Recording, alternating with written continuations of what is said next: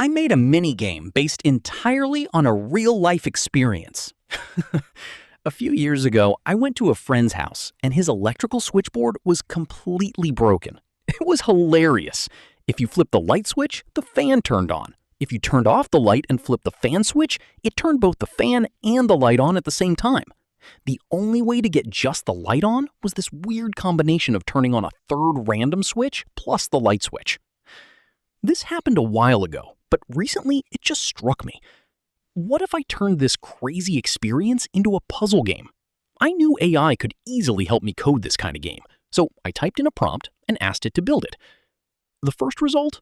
Not great. It was full of bugs. But I gave it a second try, Tweak the prompt, and this time, it absolutely nailed it. The concept is simple. The game shows you a bunch of appliances, and your goal is to figure out how to turn specific ones on or off using these chaotic switches. Let's play it. Okay, level 1. Turning on the light switch actually turns on the fan, so to get the light on, we need to try this one instead. Boom! Got it. Easy. Moving on to level 2. The first switch turns on the fan, but our goal says the fan needs to stay off. Let's try the second switch.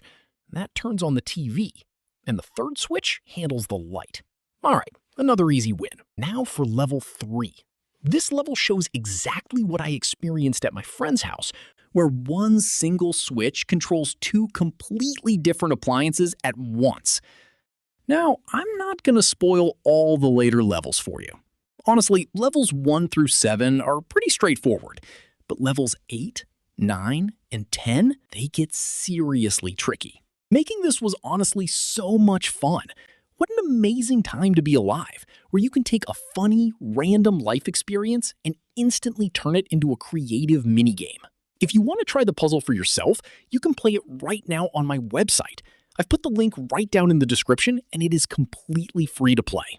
Thank you so much for watching this video, and I'll see you in the next one.